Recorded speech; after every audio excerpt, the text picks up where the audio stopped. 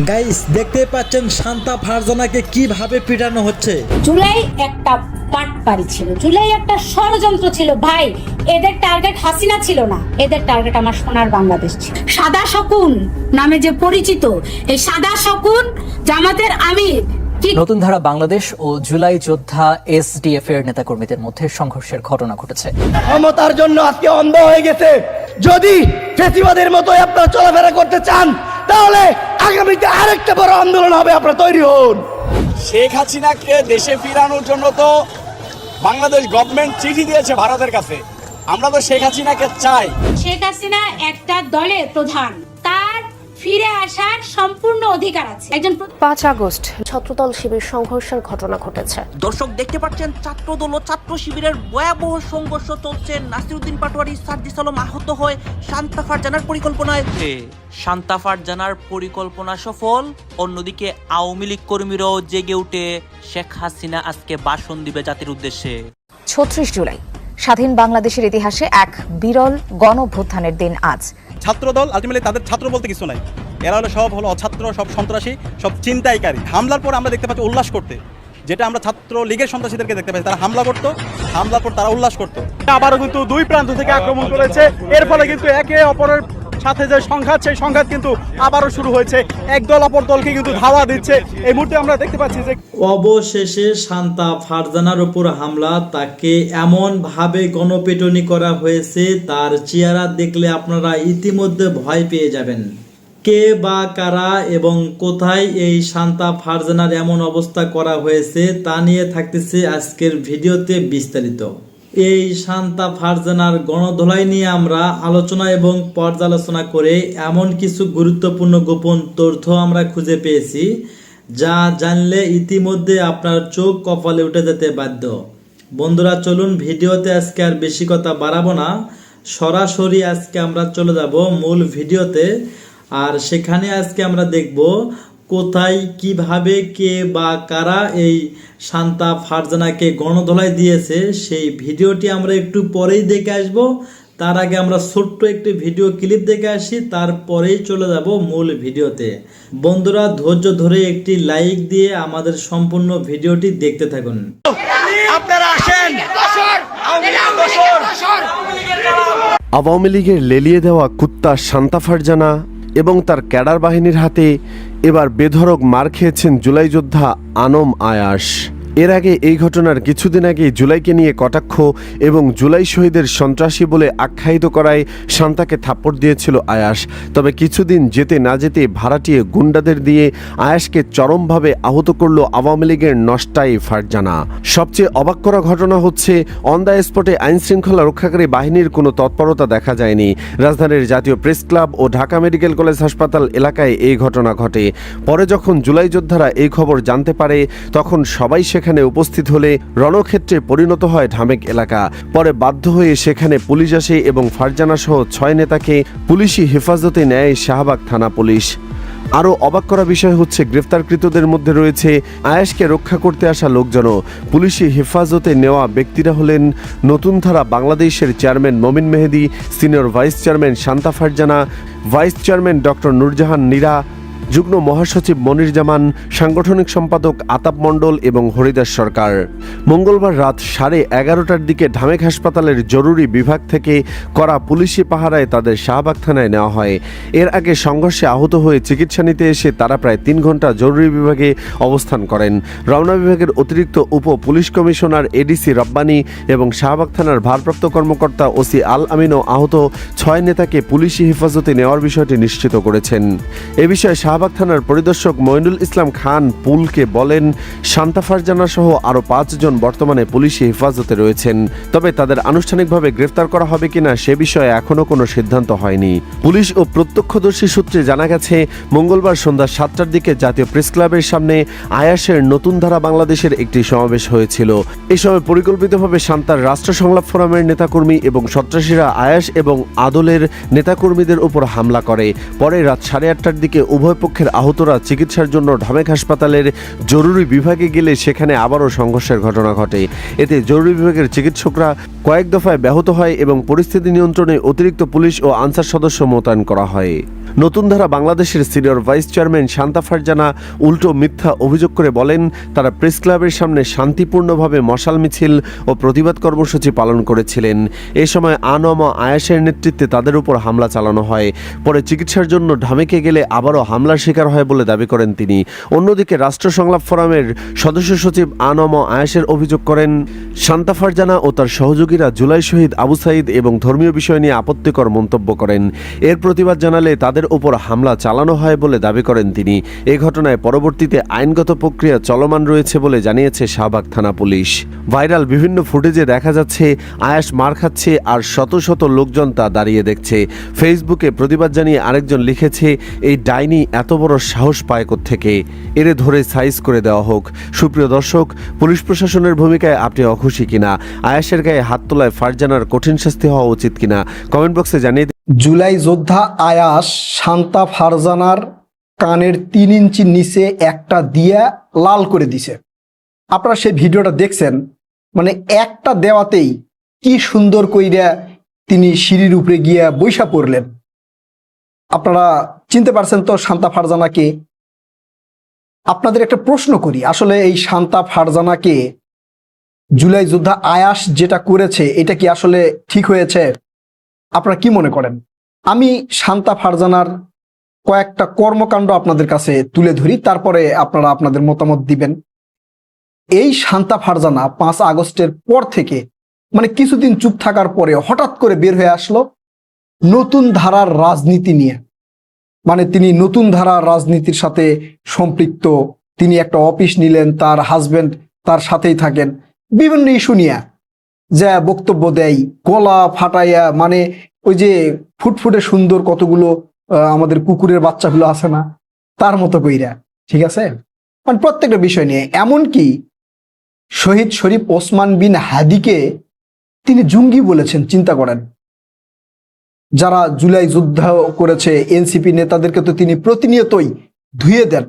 এমনকি জুলাই যেই স্মৃতি, সেই জুলাই স্মৃতির অনুকরণে, স্মৃতিস্তম্ভ আর কি, সেই স্মৃতিস্তম্ভর অনুকরণে একটা স্তম্ভ বানিয়ে দেখলাম কয়েকজনে সেখানে জুতা দিয়া মারতেছে, তার মধ্যে এই শান্তা ফারজানা একজন। চিন্তা করেন, একের পর এক কথা বলেই যাচ্ছে, এরপরেও এর বিরুদ্ধে কোনো ধরনের ব্যবস্থা নেওয়া হয়নি, কোনো ব্যবস্থা নেওয়া হয়নি, কোনো অভিযোগ হয় নাই, কোনো মামলা হয় নাই, কিচ্ছু হয় নাই। তিনি একের পর এক কথা বলেই যাচ্ছেন। এরপরে আয়াস যখন সুন্দর কইরা কানের নিচে দিল, কানের 3 ইঞ্চি নিচে দিছে মনে হয়, দিয়ে লাল কইরা সিঁড়ির উপরে সুন্দর করে বসায় দিল, তারপরে শুরু হয়ে গেল কান্নাকাটি।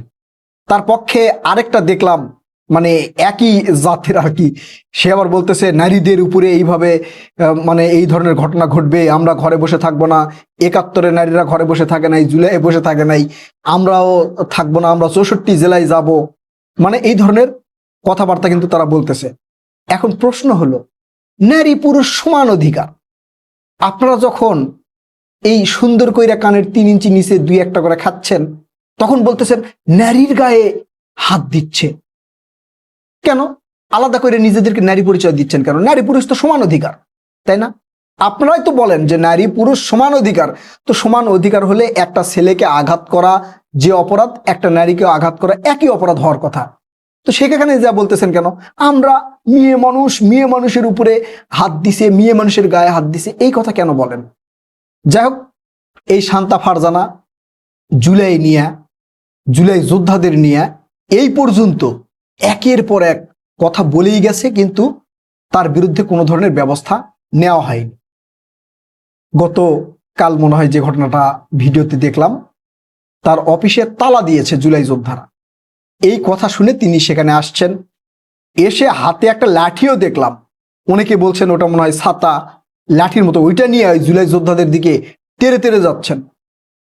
এখন সবার তো মন মানসিকতা এক না।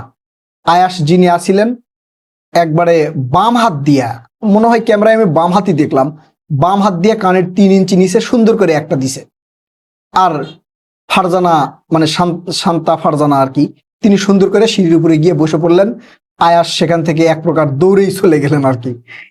এরপরে এই শান্তা ফারজানার স্বামী তিনি দেখলাম যে পুলিশকে ফোন দিয়েছেন, আপনারা মাসি মারেন, একটা মেয়ের গায়ে হাত দিয়েছে। ভাই আমরা তো শান্তা ফারজানাকে মেয়ে মনে করি না, তার যে ভয়েস টোন, তার যে কথাবার্তা, তাকে তো আমরা মেয়ে মনে করি না, তাকে আমরা মনে করি পুরুষের দাদা। পুরুষের দাদা আর ছেলে মেয়ের সমান অধিকার, এখানে নারী পুরুষের কি আছে, তাই না? এরপরে তো গরম হয়ে গেছে, কিছু সুশীল আছে গরম হয়ে গেছে, হ্যাঁ কেন তার উপরে এই ধরনের আচরণ করা হবে, কেন এটা হবে, কেন ওইটা হবে। নাসিরউদ্দিন পাটোয়ারি, সার্জিস আলম যখন কথাবার্তা বলে কাউকে নিয়ে, এগুলো সহ্য হয় না, ওদের উপরে হামলা হয়। আর পুরা জুলাইকে নিয়ে, পুরা জুলাই যোদ্ধাদেরকে নিয়ে এই ধরনের কথাবার্তা যখন এই শান্তা ফারজানা বলে, তখন আমরা চুপ হয়ে থাকি। কেন ভাই? মানে কি আছে, কারণটা কি? সে নারী তাই? যদি বিরোধী দলের কোনো নারী এই ধরনের কথাবার্তা বলতো তাহলে কি আমরা সহ্য করতাম না। আমি আয়াসের এই আচরণকে স্বীকৃতি দেই না, আয়াসের এই ব্যবহারকে, মানে আমার কাছে এটা গ্রহণযোগ্য না, উচিত না। আপনার আইন আছে, আপনি আইনগতভাবে ব্যবস্থা নিতে পারেন, আপনি কারো গায়ে হাত তুলতে পারেন না। যতই রাগ হোক, যতই ক্ষোভ হোক, আপনি একজনের রাজনৈতিক কার্যালয় তালা মারতে পারেন না। বাংলাদেশের আইনের বাইরে গিয়ে আপনারা কোনো কাজ করতে পারেন না। আমি দেখলাম কয়েকটা ভিডিওতে কমেন্টগুলো দেখলাম, অনেকেই মহা খুশি, মানে প্রায় শতকরা যদি আপনি কমেন্টগুলো পড়েন 99.99% কমেন্টগুলোই আসতেছে যে ঠিক হয়েছে, সঠিক কাজ হয়েছে। আসলে কি এটা সঠিক কাজ হয়েছে?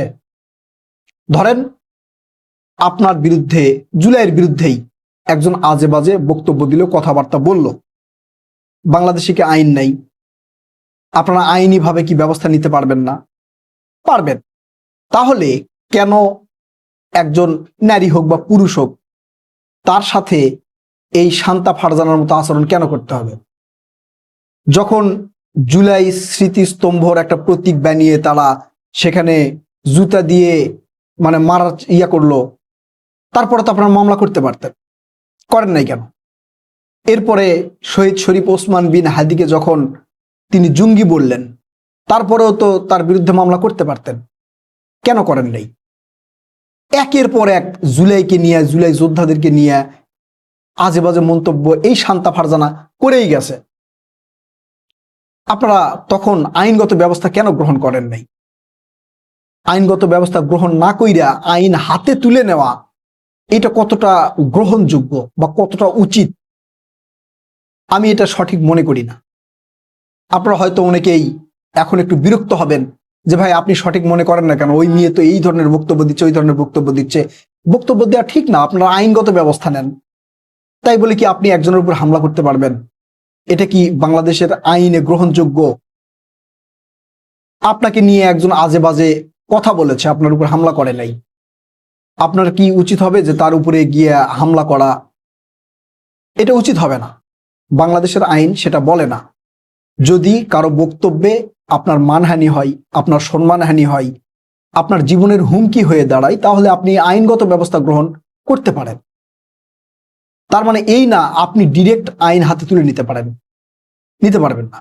জুলাই যোদ্ধা আয়াসকে আমি সম্মান জানিয়ে বলতে চাই, তিনি যে কাজটা করেছেন এটা সঠিক কাজ করেননি।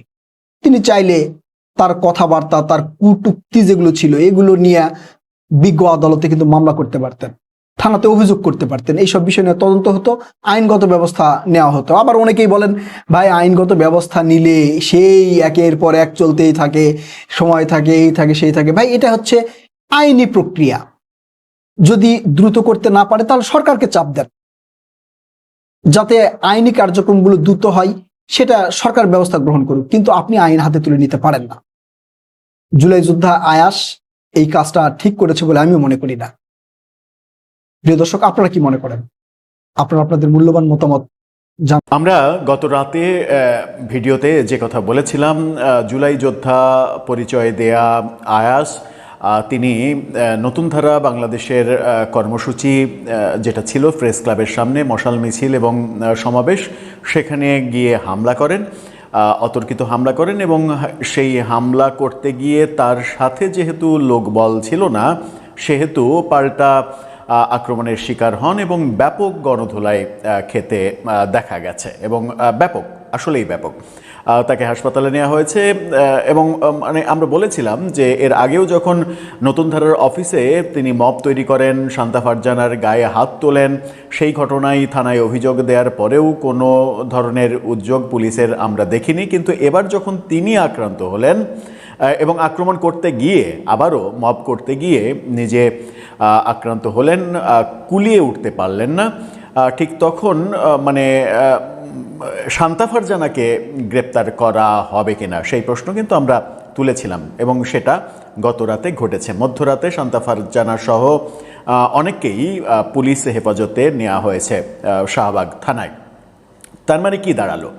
তার মানে আমরা জুলাই আন্দোলন যে বৈষম্যহীন সমাজের প্রত্যাশাই করেছিলাম, যে মানে সঠিক বিচার ব্যবস্থার জন্য করেছিলাম, নিরপেক্ষ পুলিশিংয়ের জন্য করেছিলাম, সেটা আদতে হচ্ছে না।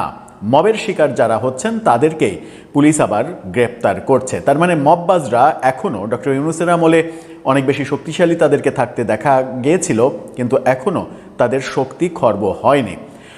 সম্ভবত সরকারও তাদের ব্যাপারে একটু উদাসীনতা দেখাচ্ছে কিনা সেই প্রশ্নও হয়তো উঠবে। চলুন একটু বুঝে ওঠার চেষ্টা করি গত মধ্যরাতে কি ঘটনা ঘটলো। শেষ পর্যন্ত তাদের নামে মানে নতুন কোনো ধরনের মামলা দেখিয়ে কারাগারে পাঠানোর ব্যবস্থা করা হবে কিনা সেটা একটু বুঝে ওঠার চেষ্টা করে এই ভিডিওতে থাকবেন পলিটিক্স টিভির। বলছিলাম গত কাল সন্ধ্যায় প্রেস ক্লাবের সামনে মশাল মিছিল এবং কর্মসূচি ছিল নতুন ধারা বাংলাদেশের। তারা একটা রাজনৈতিক প্ল্যাটফর্ম, তারা তাদের মতো কর্মসূচি পালন করছে, তাদের কথা বলছে।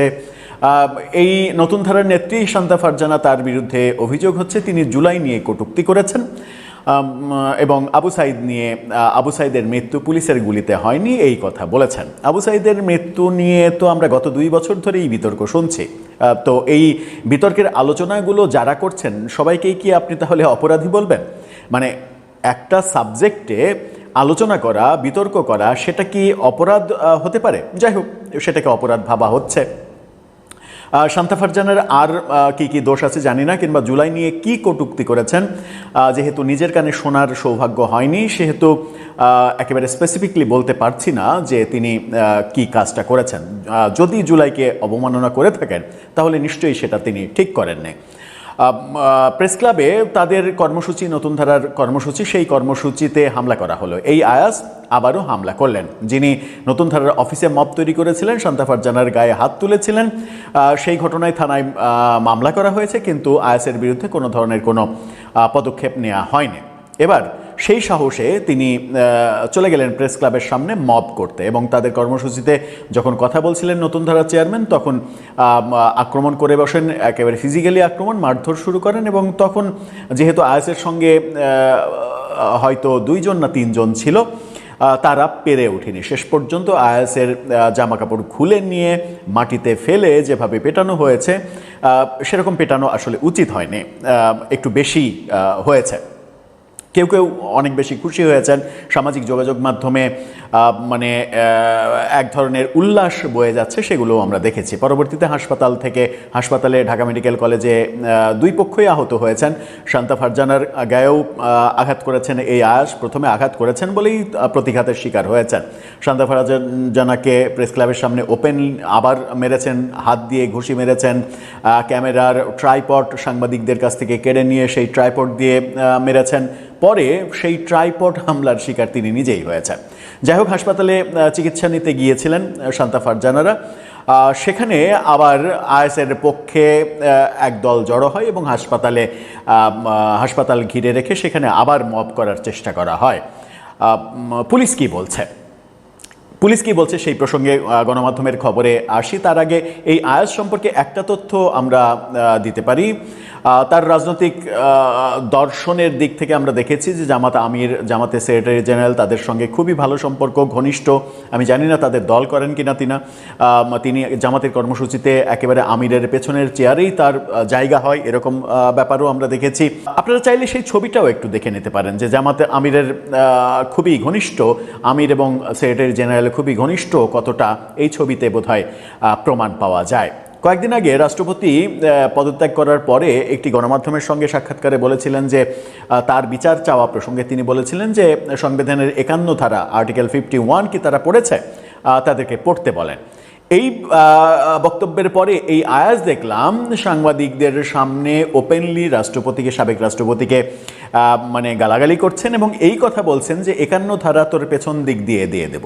মানে এত সুন্দরভাবে তিনি বলেননি, এটা বলেছেন। খ বর্গীয় চ বর্গীয় যত গালি, সেই গালিগুলো তিনি প্রেস কনফারেন্সে দিচ্ছেন। সম্ভবত এরা মনে করছে যে জুলাইয়ের সব থেকে বড় অর্জন এই রকমের অশ্রাব্য অশ্লীল কথাবার্তা এবং গালাগালি, যেটা জুলাইকে সব থেকে বেশি বিতর্কিত করেছে। এবার কি ঘটল, ইত্তেফাকের এই শিরোনামটা দেখলেই বুঝতে পারবেন। 3 ঘন্টা অবরুদ্ধের পর শান্তা ফারজানা সহ 6 জন পুলিশ হেফাজতে। পুলিশ বলছে যে মানে ওখানে হাসপাতালে যে আবার মব তৈরি করা হয়, সেই মবের হাত থেকে তাদেরকে উদ্ধার করা হয়েছে। হাসপাতাল থেকে 6 জনকে শান্তা ফারজানা এবং তার দলের নেতাদের বাকি আরও 5 জনের মানে ক্ষেত্রে এই ঘটনা ঘটেছে। এবং পুলিশ গণমাধ্যম যেটা বলছে সেটা যদি আমরা একটু লক্ষ্য করি তাহলে আমরা দেখব যে সেখানে এ সময় আবারও তাদের উপরে হামলা চালান রাষ্ট্র সংলাপ ফোরাম, SDF এবং আয়াসের সংগঠন যেটা, এবং মঞ্চ 24-এর নেতারা। এই দুটো সংগঠনই সংবাদ সম্মেলনে সাম্প্রতিক সময়ে ওসমান হাদির পরে সব থেকে অশ্রাব্য ভাষায় কথা বলে আসছেন, সেগুলোও আমরা দেখছি। যেগুলো আমার মনে হয় যে তারা মানে একটু সচেতন তাদের হওয়া উচিত, কারণ তাদের এই ভাষার কারণেই আসলে জুলাই অনেক বেশি বিতর্কিত হয়ে যাচ্ছে অনেকের কাছে, যেটা থেকে তাদেরকে বিরত থাকতে তো আর আমরা বলতে পারি না, তারা বিরত থাকবেন কিনা তাদের ব্যাপার। পুলিশ হেফাজতে নেওয়া নতুন ধারা বাংলাদেশের নেতারা হলেন দলের chairman Momin Mehedi, senior vice chairman Shanta Farzana, vice chairman doctor Nurjahan Nira, যুগ্ম মহাসচিব মনির জামান এবং সাংগঠনিক সম্পাদক আতাপ মণ্ডল ও হরিদাস সরকার। মধ্যরাতে এই ঘটনাটা ঘটে। পুলিশ বলছে যে তাদেরকে পুলিশের হেফাজতে শাহবাগ থানায় নেওয়া হয়েছে। এখন শাহবাগ থানায় মবের হাত থেকে উদ্ধার করে নেয়ার ঘটনা আমরা যদি ডক্টর ইউনূস সরকারের আমলে চলে যাই তাহলে একেবারে দগদগে স্মৃতি আমাদের রয়েছে, যেখানে রিপোর্টার্স ইউনিটিতে সংবিধান নিয়ে আলোচনা অনুষ্ঠানে মবের শিকার হতে হয়েছিল ঢাকা বিশ্ববিদ্যালয়ের শিক্ষক, সাংবাদিক, মুক্তিযোদ্ধা তাদেরকে। এবং আমরা সেখানে দেখেছি লতিফ সিদ্দিকী, বীর মুক্তিযোদ্ধা লতিফ সিদ্দিকী, যাকে আওয়ামী লীগ বহিষ্কার করেছিল ধর্মীয় অবমাননার জন্য।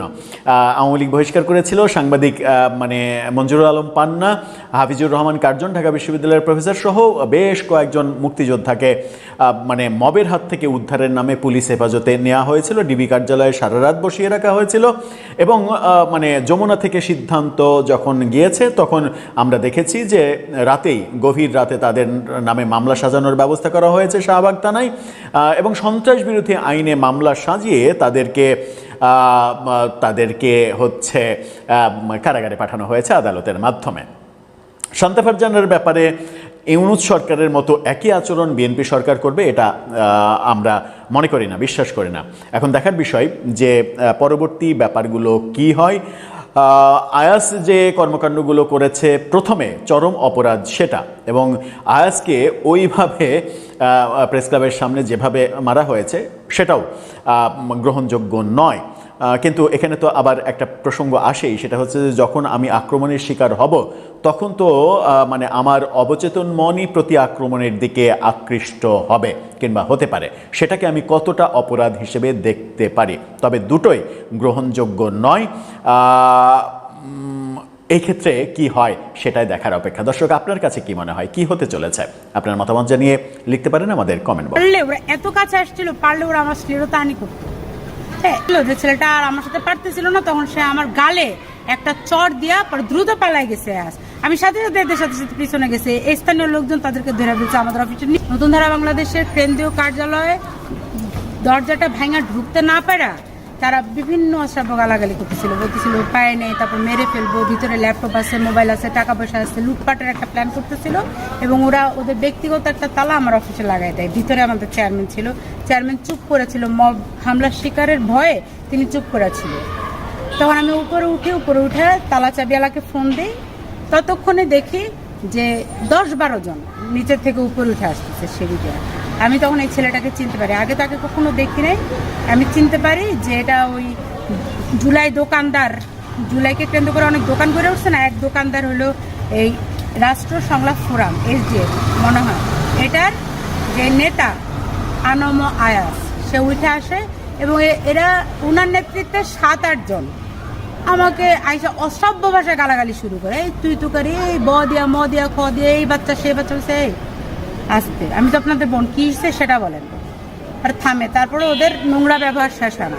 হ্যাঁ, আপনি জুলাইকে নিয়ে এটা বলছেন, জুলাইকে নিয়ে আমি কেন, জুলাই বলছিল না যে বাক স্বাধীনতা থাকবে, তাহলে বাক স্বাধীনতা। আমি সাথে সাথে তখন চেয়ারম্যানকে ফোন দিই, কিন্তু আমি চেয়ারম্যানকে ফোনে না পাই, তখন আমি চিন্তায় পড়ে যাই এবং সাথে সাথে একটা বাইক নিয়ে আমি পল্টনে আমার অফিসের উদ্দেশ্যে রওনা দিই এবং তখন আসতে পথে আমি 999-এ অভিযোগ করি এবং ওরা শাহবাগ থানার সাথে SI মনিরুল সাহেবের সাথে আমার কথা বলাই দেয়। SI মনিরুল সাহেব তখন হানিফ ফ্লাইওভারে ছিল, উনি বলছে আপা এখানে একটা দুর্ঘটনা ঘটছে, ওটা শেষ করে আমি আসতেছি। ততক্ষণে আমি আমার অফিসে পৌঁছাই।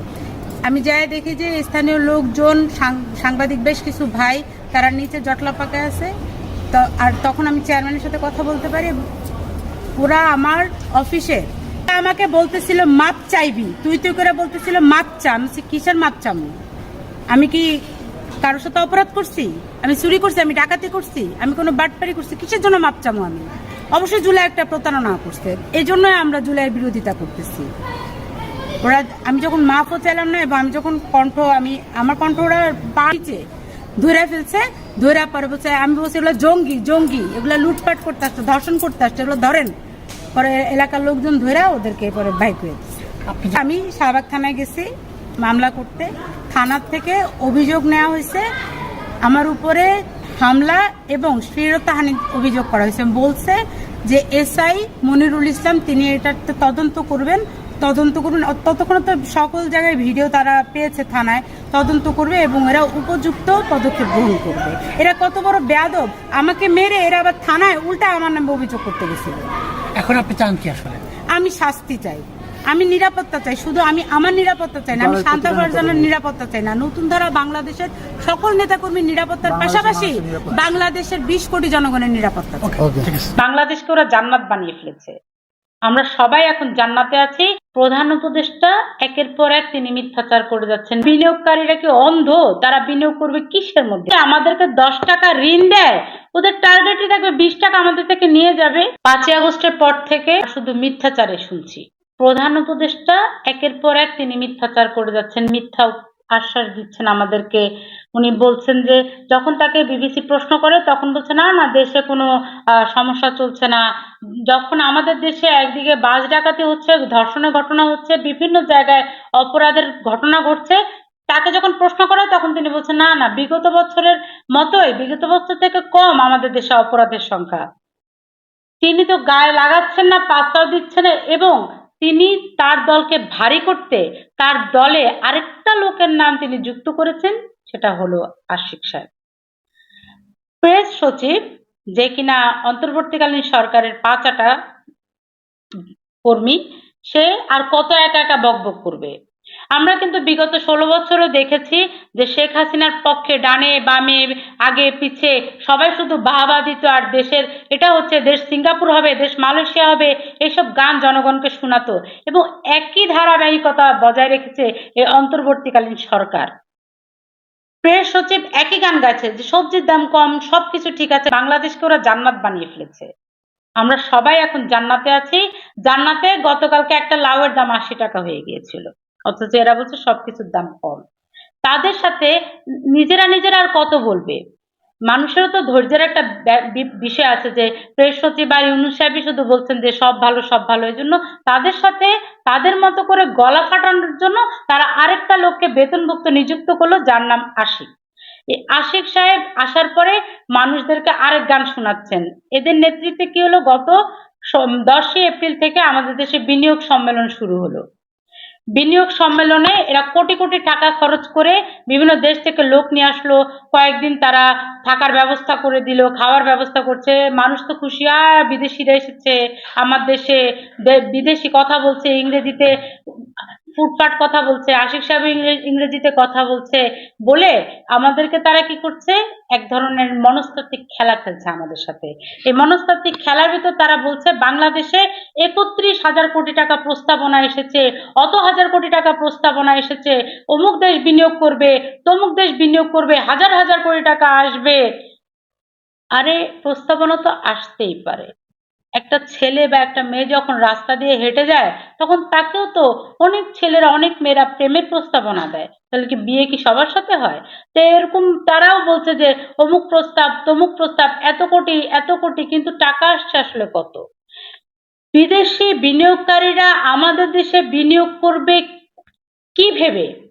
যেখানে বসুন্ধরা, যমুনা ফিউচার পার্কের মতো স্থানে জাপানিজ দম্পতিকে ধরে মবের শিকার করা হয়, এছাড়াও বিভিন্ন জায়গায় কিন্তু বিদেশি দম্পতি, বিদেশি লোকজনকে কিন্তু মবের শিকার হতে হচ্ছে। তাহলে বিনিয়োগ করবে কিভাবে? বিনিয়োগ করবে কোন সাহসে, যখন আপনারা বাটার মতো দোকান, আপনারা পিৎজা হাটের মতো দোকান, ডমিনোস পিৎজার মতো দোকান, কেএফসির মতো দোকানগুলাকে আপনারা ভাঙচুর করে লুটপাট করেন, তাহলে বিনিয়োগকারীরা কি অন্ধ? তারা বিনিয়োগ করবে কিসের মধ্যে এসে? প্রত্যেকটা মানুষের তো টাকার মায়া আছে। আপনি যেরকম আপনার টাকা জলে ফেলবেন না, তাহলে বিদেশিদেরকে আপনি কিভাবে চিন্তা করেন যে তারাও তাদের এই ডলার বা পাউন্ড এসে জলে ফেলবে? বাংলাদেশ তো এখন একটা আস্তাকুঁড়ে পরিণত করেছেন। কথায় কথায় মব, লুটপাট, ভাঙচুর, রাহাজানি, ছিনতাই এগুলোই চলছে। যে দেশে কোনো নিরাপত্তা নাই সে দেশে বিদেশি বিনিয়োগকারীরা হাজার হাজার টাকা বিনিয়োগ করবে। এটা হচ্ছে বড় ধরনের একটা খেলা আমাদের সাথে, দেশের মানুষের মনস্তাত্ত্বিক অবস্থার সাথে এরা খেলছে। এই অন্তর্বর্তীকালীন সরকার এরা কিন্তু খেলছে। এরা আসলে চায়নার সাথে একটা লিয়াজো মেনটেন করে চলছে। চায়নাকে এরা বলছে যে হ্যাঁ টাকা বিনিয়োগ করে, এবং চায়নার 30টা চায়নার কোম্পানি এরা 100 কোটি টাকা বিনিয়োগও করতে চেয়েছে। কিসের সাথে? এই টাকাটা বিনিয়োগ মানে কি? এই টাকাটা বিনিয়োগ মানে ঋণ দিচ্ছে। ওরা যদি আমাদেরকে 10 টাকা ঋণ দেয়, ওদের টার্গেটই থাকবে 20 টাকা আমাদের থেকে নিয়ে যাবে। সুপ্রিয় দর্শক, আমন্ত্রণ জানাচ্ছি এসএসআরবির বিশেষ লাইভে। আপনারা যারা এই মুহূর্তে এই লাইভটি দেখছেন তাদের প্রতি অনুরোধ থাকবে ভিডিওটি শেষ পর্যন্ত দেখবেন এবং বন্ধুদের সাথে শেয়ার করবেন। সম্ভব হলে আপনার গুরুত্বপূর্ণ মতামত কমেন্টে জানাবেন। আজকে আপনারা সবাই জানেন শান্তা ফারজানাকে গ্রেফতার করা হয়েছে এবং তার উপরে মব করতে এসেছিল যে মব স্টার জুলাই ব্যবসায়ী আয়াস, তাকে উল্টো মব করে দেওয়া হয়েছিল, যার প্রেক্ষিতে তার যে অনুসারীরা তারা আবার শান্তা ফারজানাকে ঢাকা মেডিকেলে অবরুদ্ধ করে। তো সব মিলিয়ে বাংলাদেশে এই মুহূর্তে জুলাই বনাম মৌলবাদ বিরোধী গোষ্ঠীর একটা রমরমা থমথমা পরিস্থিতি চলতেছে। সেই থমথমে পরিস্থিতির উপর বেস করেই এখন জনমনে নানান প্রশ্ন উকি দিচ্ছে। সেই প্রশ্নগুলো নিয়ে আজকে খোলামেলা আলোচনা করা হবে। নিয়মিত অনুষ্ঠানের অংশ হিসেবে রাশেদ হায়দার ভাই আমাদের সঙ্গে এই মুহূর্তে যুক্ত রয়েছেন, কারণ এই মানুষটার কাছ থেকে আমরা সরাসরি সবসময় যে কোনো বিষয়ে ব্যাকগ্রাউন্ডের যে পর্যবেক্ষণমূলক তথ্য সেগুলো পাই, এই জন্য তাকেই ঘন ঘন আনা হয়। তো প্রতিনিয়ত অনুষ্ঠানের অংশ হিসেবে একইভাবে এইভাবে আমি রাশেদ হায়দার ভাইকে নিয়মিত আনতে চাই আমার অনুষ্ঠানে। তারই ধারাবাহিকতায় আজকে তাকে ওয়েলকাম করছি। রাশেদ ভাই, আপনাকে স্বাগত আমাদের অনুষ্ঠানে। ধন্যবাদ সাব্বির, তোমাকে এবং দর্শক শ্রোতা মন্ডলী যারা এত রাতে জেগে থেকে আমাদের প্রোগ্রামগুলো দেখে এবং আমাদের সাথে থাকে, তাদের সকলকে আমার প্রাণঢালা অভিনন্দন।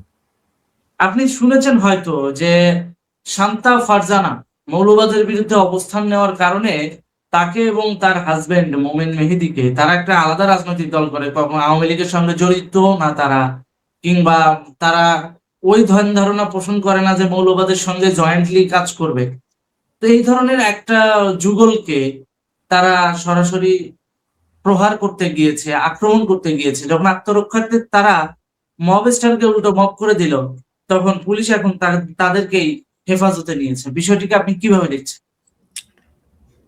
আসলে সাব্বির, এই শান্তা ফারজানা এবং মোমেন মেহেদী এটাকে আমি দেখতাম মাঝে মধ্যে কথা বলতো, তবে আমার প্রথমত যা মনে হয়েছিল যে এরা আসলে ওই মুক্তিযুদ্ধের সপক্ষে। এরা আওয়ামী লীগও না, এরা বিএনপিও না, জামাত তো নাই না, এরা হচ্ছে সরাসরি একটা মুক্তিযুদ্ধের সপক্ষের। পরবর্তীতে আমার সৌভাগ্য হয় অবশ্য ফারজানা এবং তার হাজব্যান্ড মোমেন মেহেদীর ইন্টারভিউ করার জন্য। তখন শুনতে পারি যে তারা আসলে এই মুক্তিযোদ্ধা পরিবারেরই সন্তান। ফারজানা ফেনীর মেয়ে এবং মোমেন মেহেদী হচ্ছে যে বরিশালের ছেলে, ওনার বিবাহিত হাজব্যান্ড ওয়াইফ। তো ওনার মুক্তিযোদ্ধা পরিবারের মুক্তিযোদ্ধাকে ধারণ করে, মুক্তিযুদ্ধটাকে ধারণ করে ওরা, মানে ফেসিবাদ মৌলবাদকে ওরা দেখতে পারে না। ওদের আন্দোলনটা চলছে ফেসিবাদ এবং মৌলবাদের বিরুদ্ধে। এবং 2024-এর 5ই আগস্টের পরে সর্বপ্রথম যদি মিডিয়ার সামনে ফেসবুকে সবচেয়ে বেশি এই ফেসিবাদী শক্তির বিরুদ্ধে কথা বলেছে এই মোমেন মেহেদী এবং তার ওয়াইফ শান্তা ফারজানা। এবং আমরা ইন্টারভিউ, তোমার এখানেও ইন্টারভিউ হয়েছে, আমার এখানেও ইন্টারভিউ হয়েছে, ঠিক যেই দিন তার শান্তা ফারজানার গায়ে হাত তোলা হয়েছিল ওই জুলাই জঙ্গিটা, তার পর দিন। তো জুলাই জঙ্গিটা ওই দিন কিন্তু চেষ্টা করেছিল শান্তা ফারজানাকে মেরে মানে বিবস্ত্র করার একটা ফুল প্রুফ প্ল্যান গেছিল, কিন্তু পারে নাই। আসলে এটা বলে রাখে আল্লাহ মারে কি একটা কথা আছে না, যে আল্লাহ যদি কারো সম্মান বাঁচাইতে চায় তার সম্মান কেউ নিতে পারে নাই। আবার এই যেই ছেলে জুলাই জঙ্গি, তার কিছু পোস্টার ছিল, তার ফেসবুক স্ট্যাটাস ছিল যে আমার গায়ে কেউ হাত তুলতে হলে তার কলিজা আমার শরীরের চেয়ে বড় হইতে হবে। সেই জায়গায় আজকে প্রেস ক্লাবের সামনে বিকাল বেলা, মানে তোমার 5টা কি 5:30 মশাল মিছিল করার জন্য ওরা প্রস্তুতি নিচ্ছে, শান্তা ফারজানা সহ আরো অনেক লোক, প্রায় 70-80 জন। এই সময় আমার আসলে বাংলাদেশ সময় 7টা একটা লাইভ থাকার কারণে আমি জাস্ট তারা ফোন দিয়ে কথা বললাম, তখন আমার বললো যে ভাইয়া আপনি কি লাইভ করবেন আমাদের প্রোগ্রাম? আমি যে দেখি আমার অন্য একটা লাইভ আছে, আমি আরো 2টা লাইভে গেছি, আর একটা লাইভ আছে নিজের, এগুলো ভেতরে যদি পারি তোমাদের এই প্রোগ্রামটা আমি লাইভ করব। লাইভটা করা সম্ভব হয় নাই।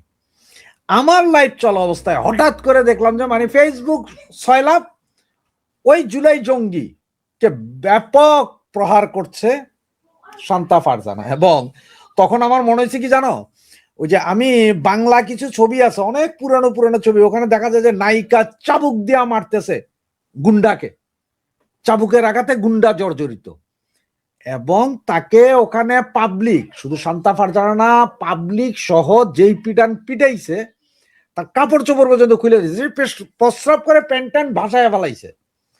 তাকে যে উঠাই নিয়ে যাইতেছে তার সারা শরীরে গরিলার মতো লোম, টোটাল গরিলা, মানে মনে হয় যেন সে একজন গরিলা।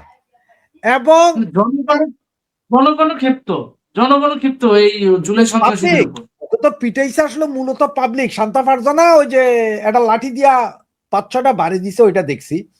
তো এটা হচ্ছে যে ওইটা তো জিদ আছে না ভাই, একটা মহিলাকে তুমি মারতে যাবা। তবে আমার কাছে সবচেয়ে লজ্জার বিষয় লাগছে যে এই লোকের জন্য আবার এই জমাতি বিএনপি এরা যা হামলায় পড়ছে ঢাকা মেডিকেল কলেজের ভিতরে। আর তোদের লজ্জা থাকা উচিত, মহিলারাতে মাইর খাস, রাস্তায় পড়া কুকরাস, এরপরে যাস আবার হসপিটালে দলবল নিয়ে। তো জুলাই জঙ্গিদের যে অবস্থা, এটা শান্তা ফারজানা থেকে শিখার অনেক কিছু আছে। আবার শান্তা ফারজানার আজকের এই ক্ষোভ এবং পাবলিকের এই ক্ষোভ থেকেও সরকার যদি সামান্যতম বুদ্ধিমান হয়, তাহলে সরকার বুঝতে পারবে যে এটা মাত্র আগুন লাগা শুরু হয়েছে। গতকালকে আমি তোমার এই চ্যানেলে একটা কথা বলছিলাম, মনে আছে তোমার এখানে? গতকালকে ফুটবল খেলায় সাজায় আদায় ক্লিক করে একজন, ঠিক এখন ফিল্ড তৈরি, এটা শুধু বারুদের দরকার, আর সে বারুদের স্ত্রীলিঙ্গ অল্প অল্প করে লাগছে। সেটাই হচ্ছে আজকে প্রেস ক্লাবের সামনে এই বেটা কুকুরের মতন এইভাবে মাইর খাওয়া। ওরে দেখো, তোমার আমি একটা ভিডিওর একটা পোস্ট কার্ড পাঠাইছি, যেটা ওকে গরিলার মতো মনে হচ্ছে, পুরা গরিলা টাইপের। হ্যাঁ, আপনি আমাকে হোয়াটসঅ্যাপে পাঠিয়েছেন, আমি এটা ইয়ে করতেছি, বাংলাদেশে আজব এক গরিলা, হ্যাঁ পাঠিয়েছেন। কি অবস্থা লাগে তার পক্ষ। আমি তো ভাবছিলাম যে হয়তো বিএনপি যাবে না, কারণ এই জুলাই সন্ত্রাস, জুলাই জঙ্গি বা এখন পর্যন্ত যা কিছু ঘটতেছে, বিএনপির বিরুদ্ধে যা কিছু করতে, এই জঙ্গিগুলাই করতেছে। কিন্তু সুতরাং জঙ্গিগুলোরা যদি পাবলিক মারে, বিএনপি কেন ওখানে যায় মাথা ঘামায়, এইটা কিন্তু আমার মাথায় এখনো ঢুকে না। কারণ বিএনপির তো উচিত এই জায়গাটা থেকে দূরে থাকা, কারণ বিএনপির সাথেও তো এই গরিলাগুলাই ফাইট দিতেছে এখন, বিভিন্ন জায়গায় বিএনপির ছোট করে বলতেছে না। এই শান্তা ফারজানা, আমি স্বীকার করি, শান্তা ফারজানা বলছে তারেক অবৈধ সরকার, তারেক অমুক তমুক, কিন্তু তারেকের মা, তারেকের বোন, তারেকের স্ত্রী মেয়েদেরকে নিয়ে শান্তা ফারজানা কিছু বলে নাই কিন্তু কখনো। বলেন, বাইরে যায়, জুলাই right. জঙ্গিরা কিন্তু তারেকের মেয়েরে নিয়ে ব্যাপক ট্রল করছে কয়দিন আগেও, ওয়াইফ হ্যাঁ। নিয়ে ট্রল করছে। এরপরও বিএনপি কেন এদের, আরে তারেকরে বলছে কোনো সমস্যা নাই, তো তো পুরুষ মানুষ বেটা, পুরুষ মানুষ, ওরে বলছে বলতেই ও পারে। সরকার প্রধানমন্ত্রী প্রধান, রাষ্ট্রপ্রধান, ওনাকে বলতেই পারে যে কোনো কিছু। আর Right, একসময় তো right. তারেক রহমানই বলছিল না যে আমার বিরুদ্ধে আপনারা কার্টুন বানান, মিম বানান, আমি কিছুই মনে করব না। তবে তারেক সম্বন্ধে বলছে, তারেকের মা, স্ত্রী বা কন্যাকে নিয়ে তো সে বলে নাই না, তাহলে। কিন্তু এই তারেকের কন্যাকে নিয়ে সবচেয়ে বেশি ট্রল করছে কে? জামায়াত। কারা বলছে যে তারেকের মারে মাইরা ফ্রিজিং করে রাখছে খালি তারেক আসার লাইগা, মইরা গেছে বলতে গেলে ট্রল করছে কে? জামায়াত। তাহলে আজকে সেই জামাতি জুলাই জঙ্গি যখন মাইর খায় পাবলিকের হাতে, মহিলার হাতে মাইর খেয়ে যখন প্রস্রাব করে দেয়, তার ফেভারে আপনি যাবেন কেন? শুধু আমি বুঝতেছি না আসলে কি বিএনপি গেছিল নাকি বিএনপির নাম দেওয়া হচ্ছে। কারণটা হচ্ছে কি জানো, সারাদিন আজকে বিএনপির হাতে কিন্তু বিভিন্ন জায়গায় মাইর খেয়েছে জমা। আর এমন হইতে পারে যে পুরাটাই জমাতিরাই গেছে ওখানে হসপিটালে মারামারি করে, এটার নাম দিছে যে ভাই এখানে বিএনপিও আসছিল আমাদের সাথে, মানে বিএনপি কে কালার করে দেওয়া যে হসপিটালে আমরা একা না, বিএনপি গেছিল। আর কিছু কিছু মিডিয়া আবার সরাসরি বিএনপির কথা বলতেছে যে তারেক রহমানকে গালি দিছে এই জন্য গেছে। কিন্তু আমার কেন জানি মনে হয় এটা পুরোটাই জমাতের। দেখো জমাত যে গুপ্ত, এটা তো একসময় তোমরা দেখছো যে ছাত্রলীগের ভিতর গুপ্ত ছিল, এখন বেরোচ্ছে প্রতিটা হেলমেট পরে যারা মারামারি করতে গেলো সব জমাতের ছিল। এবং আমার মনে হয় যে ওই গুপ্তের কিছু অংশ আর বিএনপি তে 20% গুপ্ত আছে না, এরাই যে কাহিনীটা ঘটায়া এখন বিএনপির নাম দিতেছে। কিন্তু সারা বাংলাদেশের মানুষ সহ সব দলকে বলবো, শান্তা ফারজানা আপনাদেরকে দেখাই দিছে জঙ্গিদের কিভাবে প্রতিহত করতে হয়। তার মানে হচ্ছে ঠিক আছে, আমি আপনার এই কথার সঙ্গে একমত। আমাদের দেশের মানুষের উচিত কি জানেন? হাতে চুড়ি পরে, বিশেষ করে পুরুষদের হাতে চুড়ি পরে, শাড়ি পরে, লিপস্টিক পরে ঘরে বসে থাকা। একজন মেয়ে কিন্তু দেখাই দিচ্ছে যে মৌলবাদের বিরুদ্ধে কিভাবে কথা বলতে হয়, কিভাবে এই যে আমাদের ব্যবসায়ীদের বিরুদ্ধে আওয়াজ তুলতে হয়। আমাদের আমার এই ভাই এখানে লেখছে শান্তা ফারজানা ছিল লাল বদর, এইসব পাতানো খেলা। ভাই শান্তা ফারজানা লাল বদর, আর আপনি কি কালা বদর নাকি? আপনি কোন বদর ছিলেন একটু বলেন তো? লাল বদর ছিল, ওদের নাম নিতে কি শরম লাগে? ভাসুরের নাম নিতে আপনাদের লজ্জা লাগে নাকি? এখানে একটা কথা বলি, শান্তা ফারজানা লাল বদর মেনে নিলাম। আমাদের আসাদুজ্জামান যে যে সংস্কৃতি মন্ত্রী ছিল, যে বাকের ভাই বলা হয় বাংলা নাটকের, হ্যাঁ আসাদুজ্জামান নূর, সে আসাদুজ্জামান নূরের স্ত্রী, সন্তান, সন্তানের বউ সবাই তো লাল বদর। তাদের বেলায় বলেন না কেন? ফজলে করিমের ছেলে লাল বদর, তাদের কথা বলেন না কেন? প্রচুর আছে এরকম। ওদের ভাসুরের নাম এখন কথা হচ্ছে মৌলবাদের বিরুদ্ধে, এখন আপনারা মৌলবাদের বিরুদ্ধে যে প্রতিবাদ করছে, প্রতিবাদটুকু দেখেন না রে ভাই। আওয়ামী লীগের ভিতরে ছাত্রলীগের গোলাম রাব্বানী সরাসরি আমদারের সাথে কানেক্টেড, তা আপনি সেটার বেলায় বলেন না কেন যে লাল বদরের সাথে আতাত? হ্যাঁ, ও তখন ভাই লাগে, তখন পুটকি চাকতে তখন ভাল লাগে। তো এগুলো আসলে লাল বদল কালা বদল করে ফিল্টার করে লাভ নেই। সমস্যা যেখানে সমাধান সেখানে করতে হবে। এখন আমাদের সব থেকে বড় ব্যাধি, বাংলাদেশে মরণ ব্যাধি হলো মৌলবাদ। কারণ এই মৌলবাদী আপনার বাড়িতে যে মব করছে 5ই আগস্টের পর, এই মৌলবাদীরাই 32 নাম্বার ভাঙছে। এই ভদ্রলোক করতেছে খালি যে শান্তাকে নিয়ে কথা হয়েছে, বাকি দিকে যান কেন? আরে ভাই বাকি দিকে যাব না কেন? আপনার লাল বদর আর বলেন আর কালা বদর বলেন, বাংলাদেশের 80% মানুষই তখন চাইছে যে এই শেখ হাসিনা যাক, কারণ শেখ হাসিনা গেলে বাকি যে সরকার আসবে তারা হয়তো স্বর্গে নিয়ে যাবে। ভুল বুঝে যখন মানুষকে নেওয়া হয়েছে তখন সবাই আপনারা লাল বদর ছিলেন, আমরা তো তখন চিল্লাইয়া বলছিলাম, শুনেন নাই?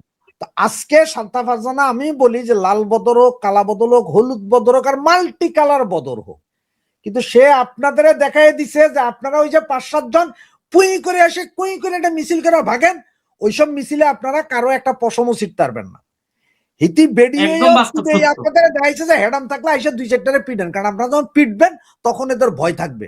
আপনারা এখন খালি ও ফেসবুকে আসবে, হাসবে, ফাঁসবে, হারামজাদারা আসবে, হাসবে আর ফাঁসবে। হ্যাঁ, ওই বেড়ি একা আসবে আর তোদের পিঠের সামনে বাঁচাবে, তোরা এটাই করিস। তোমরা এত সবুজ তোমাদের কারণে রাস্তায় ঘুরতে পারি না, রাস্তায় নামতে পারতাম না গত 15 বছরে তোমাদের মতন গুলোর কারণে। বাতাস লাগলো আমরা অমুক ল্যাংটা লীগ, নুনু লীগ এগুলো করতাম। তোমরা কোথায় গেছে তোমাদের? উনি বলছেন ভাই এর সংকটের সময় আমরা সবাই সরব ছিলাম। আমি অ্যাপ্রিসিয়েট করি আপনারা সরব ছিলেন, আমরা মানি, কিন্তু এই মেয়েটা যেটা করছে সেটাকে স্বীকৃতি দিতে এত কৃপণতা কেন আপনাদের? আপনারা আমতারেককে স্বীকৃতি দিতে পারেন যে হচ্ছে 32 নম্বর ভাঙছে, আর এর জায়গা থেকে তো আপনার আওয়ামী লীগের একটা নুন খাইতেও আসে নাই, খুদ খাইতেও আসে নাই, কিংবা আপনার আওয়ামী লীগ থেকে 2 পয়সার বেনিফিট নিতেও আসেনি। ওর রাজনৈতিক মতাদর্শই চলতেছে, কিন্তু ও মৌলবাদের বিরুদ্ধে কথা বলছে, যেটা আপনার আমার কমন শত্রু। ভাই দল যার যার, শিবির পিটানোর দায়িত্ব সবার। কারণ এই শিবির 5ই আগস্টে আপনারা আমারে পাইলে কি করতো এটা আপনি ভালো করে বুঝেন। যদি গণভবনের নেত্রীকে পাইতো এই তৌহিদি জনতারা কি করতো বুঝতেছেন? ওনাদের বোঝার মতন সক্ষমতাও নাই, ওনারা বুঝতেও চাইবেন না, ওনারা ওইটা বুঝতে চাইবেন না। আরে বাবা, এই এক মহিলা এই ষাঁড়ের মতন ফোলাডারে পিড়ে রাস্তার উপরে যেভাবে চাবুক দিয়া মারার মতন অবস্থা করছে বেল্ট দিয়া, এই কামটা আপনারা তো বলে 1,00,000 কোটি জনতা গড়ে তুলবেন, একতা বোধ কথা কন। আপনারা একটারে পিটান না কেন? আপনারা 50টা নামলে এরা একটা গেলে আপনারা ভাগ্যে যান। আপনাকে এই বেড়ার তো বেডির মার খেয়ে বেড়া প্রস্রাব করে দিছে, আর আপনারা একটা বেড়া যদি কাজে ধর লগে লগে আপনারা সবাই পেশাব করে দেন। আপনাদের সক্ষমতা আপনারা এখনো কি বুঝতে পারেন না? সেই 300 ফিট রাস্তার কোনায় জঙ্গলে যায় আপনারা মিছিল করেন কেন? আপনার মিছিল করেন সব কি এইভাবে? এই যে আমি বারবার একটা কথা কইতাম যে জুলাই জঙ্গিগুলা সবার পেছনে সেনাবাহিনী গার্ড দিয়ে হাঁটে না, এরা একাও বাইর হয়। আজকে শান্তা ফারজানা দেখে দিছে এবারে একা পাইয়াই কাম করে দিছে। আপনারা এত হাজার হাজার লক্ষ লক্ষ লোক, আপনারা একটারে কাম করে দিতে পারেন না।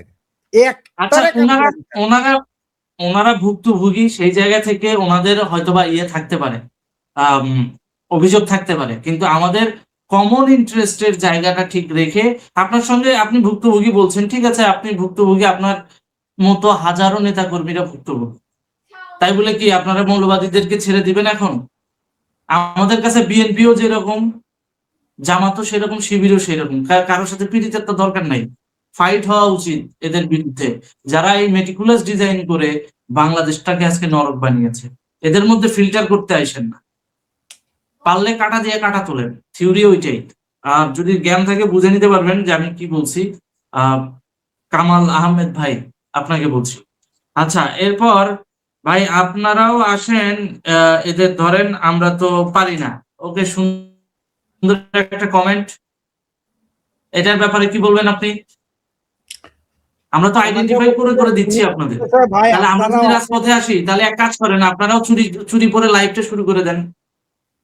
5ই আগস্টের পর কে কোন জায়গায়, যেমন কার মাধ্যমে টাকা আসছে, কোন পদ্ধতিতে টাকা আসছে, কিভাবে টাকা আসছে, সেগুলো তো কোনো শালারপুত ওই যে সাংবাদিক তো আপনাদেরকে বলে নাই, আমরাই বলছি না? ওটা আমাদের ভুল ছিল। আপনাদের মতো বলা উচিত হবে। ওনারা কেউ ফেসবুকে চেহারা দেয় না, গোপনে থাকে, আর বলবে কি জানো যে আরে ভাই আমরা তো বিপদে আছি, আমরা দেশে আছি। আর আমরা যে ফেস দেখাইতেছি এইটা আপনাদের সৌভাগ্য মনে করেন। আপনারা কি মনে করেন যে আমরা সব এতিমখানার পোলা পাইন, বাপমা কিছু নাই? আমাদেরও পরিবার আছে, আমরাও কষ্ট করে, আমার পরিবার, আমি প্রতিদিন একটা করে কথা বলি, আমার পরিবার একটা করে মাইর খায়, একটা করে মামলা আমাদের নামে হয়। আপনাদের কিন্তু ওই কাম হয় না। আমরা তো বলি, আপনারা তো সেই বলার সাহসটুকুও নাই। আর গত 17-18 বছর 20 বছর দেশের বাইরে আছি, দেশেই যাই নাই। দেশে যায় আপনাদের মতো বলেন। আমার কথা হচ্ছে আপনারা বলেন আমরা হচ্ছি নাম্বার 1 মাদার টোস্ট। সেটা কি জানেন? আমরা কেন মাদার টোস্ট বললাম? আপনাদেরকে চোখের সামনে যদি মাইরা ফেলায় না, ওই যে মায়াটা কাজ করে। আজকে যেমন এই যে শান্তা ফারজানার প্রতি একটা ইমোশন কাজ করতেছে, যে মৌলবাদের বিরুদ্ধে কথা বলে একটা মানে অসাম্প্রদায়িক যুগল মাইর খাইলো আজকে। তো এই 5ই আগস্টের সময় আপনাদের প্রতি মায়া লাগছিল, এটাই আমাদের সব থেকে বড় বাধা। আপনাদেরকে চোখের সামনে যে মাইরে ছুঁয়ে যাইতো, অন্যরা যে এরকম থুতু দিচ্ছিল, আমাদেরও উচিত ছিল আপনাদেরকে থুতু দেওয়া। তা না হলে এই জ্ঞানটুকু আপনাদের আসে না যে একটা দেশ যখন মৌলবাদের উত্থান হয়, দলমত নির্বিশেষে, আমি তো আর ফিউচারে যাব না আপনাদের আওয়ামী লীগের রুটি কলা খাইতে। দলমত নির্বিশেষে একটা জিনিস মনে রাখবেন, মৌলবাদ যখন আক্রান্ত হয় একটা দেশ, প্রত্যেকটা মানুষ কিন্তু সেটার ভিকটিম হয়। যদি নগরে আগুন লাগে দেবালয়ও রক্ষা পায় না। আজকে আপনি আপনার জায়গা থেকে হয়তোবা বলতেছেন, আপনাদের মতো করে আপনারা বলতেছেন, কিন্তু প্রকৃতপক্ষে বাস্তবতাটা কি? 1 by 1 এই যে আইডেন্টিফাই করা, এদের প্রতি যে একটা পুরো চেইন অফ কমান্ড যে কাজ করতেছে সেটাকে 1 by 1 এক্সপোজ করা এবং সেই অনুযায়ী ফাইলিং করা, আপনার মনে হয় এই কাজগুলো সস্তা, সহজ? এই যে সাব্বির, একটু আজকে আগে আওয়ামী লীগ বিডি ডাইজেস্ট আরো কয়েকটা পত্রিকা আসছে দেখলাম, আমি ছবিটা খুঁজতেছিলাম কিন্তু আমি এই মুহূর্তে পাচ্ছি না। আওয়ামী লীগের এক লোক, আওয়ামী লীগ সমর্থক এক লোক বাজারের দোকান থেকে চা খেয়ে যাওয়ার সময় বিএনপি জামাতের পোলাপাইন ধইরা ওরে একা পায়া ধইরা ওরে পিড়ে মেরে ফেলাইছে। আজকের খবরে, ঘন্টাখানিক আগের খবর। আমার দুঃখটা এই জায়গায়, আমি বারবার এই কথাটাই বলতেছি, আরে বাবারে তোরা 2 জন পোলা 5 দিন যে কোনো একটারে টার্গেট করে দেখ, ও একলা আধা ঘন্টার জন্য হলো বাইরে হবে, সেইখানে তারা পিড়ে দেয়, কিচ্ছু করা লাগবে না, 15 মধ্যে আইসা দে, ভয়ে যাবে। এই শান্তা ফারজানা আজকে ওই বেটারে যে ভয় লাগাইছে, এই ভয়ের সংস্কৃতি যদি তোরা একবার চালু করতে পারো তোমরা, কাম হবে। এখনো আমাদের মধ্যে সমস্যাটা কি জানো, এরা মনে করতে কি, দেখো আমি বলি তোমারে, ম্যাক্সিমামের ধারণা সাব্বির প্রচুর পয়সা কামাচ্ছে, ভিউ কামাইতেছে, পয়সা কামাইতেছে, মনে এই জন্য। আমার ব্যাপারে তাদের সন্দেহ কি, জোরে বাবারে বাবা এ মনে আওয়ামী লীগ, যুবলীগ, শ্রমিক লীগের কোনো একটা বড় নেতা হয়ে যাবে গা। এন্ড দেন আওয়ামী লীগের বহু বড় বড় নেতাও মনে করে যে মনে হয় এটা কখনো মনে হয় এমপি বা মন্ত্রী হয়ে যাবে। আমি বারবার সব ভিডিওতে বলি যে আল্লাহর ওয়াস্তে আপনাদের এই ধারণা বাদ দেন। আপনার দেশে যাই আমার নেতাগিরিরও কোনো দরকার নাই, আপনার দেশে যাই আমার মন্ত্রী মিনিস্টার হওয়ারও দরকার নেই, কারণ আপনাদের মন্ত্রী মিনিস্টাররা আমাদের এই দেশে আইসা ডাব খাইতে যায়, ও মাইর খায়, আমরা তাহলে কেন করছি? আমাদের কমিউনিটি আমরা যাবো না, কিন্তু আপনাদের জন্য কথাগুলো আপনাদের জন্য বলি, আপনাদের জন্য বলি, কারণ মৌলবাদী শক্তির হাত থেকে উদ্ধারের কথা বলি। রাশেদ ভাই একটা কথা বলি, তাহলে অনেকে বলতে পারে আমাদের কমন ইন্টারেস্টটা কি? কমন ইন্টারেস্টটা ভাই, দেশটা ভালো থাকলে আমরা সবাই দেশটা যায়া একদিন থেকে 2 দিন থেকে বাপ মার সঙ্গে সময় কাটায় আসতে পারবো। দেশে যদি শান্তিতে থাকে, ভালো থাকে, অন্তত 2-3 বছর পরে হইলো একবার যাইয়া হয়তো বাবা মা ভাই বোনের সাথে 1 মাস কাটাই আসতে পারবো।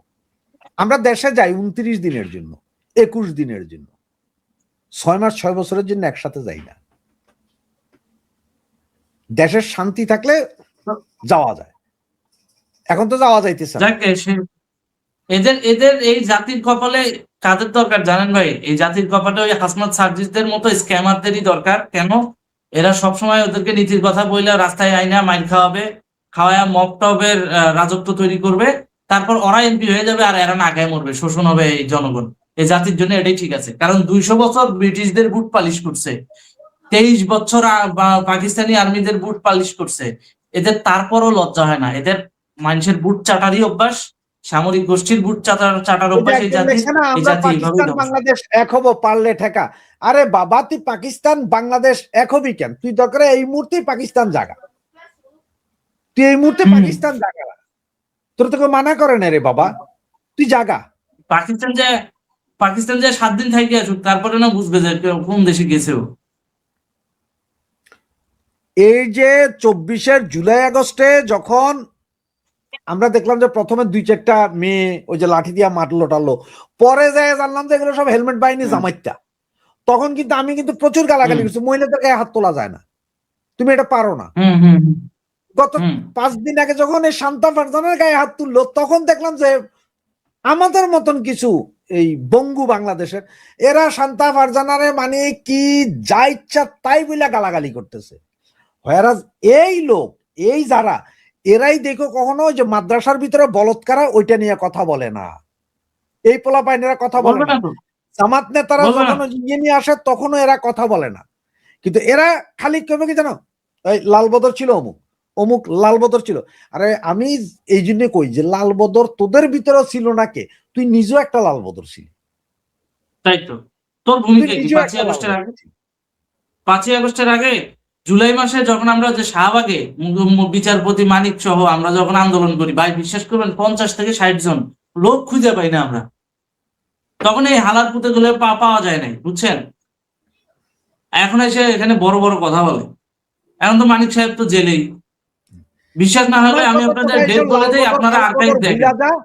লাল বদর কালা বদর কে প্রোফাইল লাল করছিল ওইটা দেখিস না, দেখ খালি বাই সিরিয়ালে যার যার এলাকায় যার যার সিটিতে কোন কোনগুলা মৌলবাদীদের পক্ষে কে কে সমন্বয়ক আর মাথা মোটায় উঠছিল গত 2 বছর, এগুলার যারে যেখানে পাস গুপচে পাইলে মুপচে কইরা দে। সোজা কথা, কে কইরা দিয়ে গেছে কে জানে। গুপচে মিলেগা মুপচে কর দো, শেষ। কিছু না পারো পুঁদের মধ্যে অ্যান্টিকাটা চালাই দাও, হিসাব সোজা। আমরা একসময় ইকোনো বলপেন ঢুকাই দিতাম, ওই যে চেয়ারের সামনের টেবিলে বলে ইকোনো বলপেন ধরে রাখতাম, ও বেটা বইতো পাশার ভিতরে ঢুকে আয় হায় 15 দিন মেডিকেল। বন্ধু বান্ধব তোর কাছে কিছু না থাকলেও কলম তো আছে, তাইলে তো হবে। সুতরাং ওইটা লিখছে নিরপেক্ষ ভাই, নিরপেক্ষ বিশ্লেষণ করেন কোন নির্দিষ্ট দলের পক্ষে কথা না বলে। আমরা তো নির্দিষ্ট কোনো দলের পক্ষে আগেও বলি নাই, মুক্তিযুদ্ধের পক্ষেই তো বলছি। আজকে মৌলবাদের বিরুদ্ধে একজন নারী অবস্থান, সেটা নিয়ে কথা বললে কি আবার যদি কোনো দলের পক্ষে যায় তাহলে এটা আপনার হীনমন্যতা। ভাইয়া আমি দেশের পক্ষে বাংলাদেশের যতগুলো দল আছে, বাংলাদেশের যতগুলো লিস্টেড অলিস্টেড যত দল আছে, আমি কোন দলের, বাংলাদেশ তো দূরে থাক সারা পৃথিবীতে কোন দলের সদস্যপদ আমার নাই। আমি বাংলাদেশের মৌলবাদের একটা সহজ কথা বলি ভাই, আপনার প্রতি শ্রদ্ধা রেখেই বলছি আরিয়ান ভাই, আমরা নিরপেক্ষ ভাবেই যা বলার বলছি, কিন্তু কথা হচ্ছে অনেকের আপনাদের পছন্দ নাই হতে পারে ওই নারীকে, কিন্তু ও মৌলবাদের বিরুদ্ধে কথা বলছে, এই জায়গাটা আমাদেরকে ভালো লাগছে। আমরা এটাকে নিয়ে কাজ করতে চাই। কেন কাজ করতে চাই? এই যে একজন দর্শক কমেন্টে লিখেই দিচ্ছেন, মৌলবাদের উত্থান ঠেকাতে না পারলে আওয়ামী লীগের স্বাভাবিক পথে রাজনীতিতে ফেরা কঠিন হবে, কারণ সরকার আওয়ামী লীগ ঠেকাতে জঙ্গিদের ব্যবহার করবে। আপনাদের কি মত?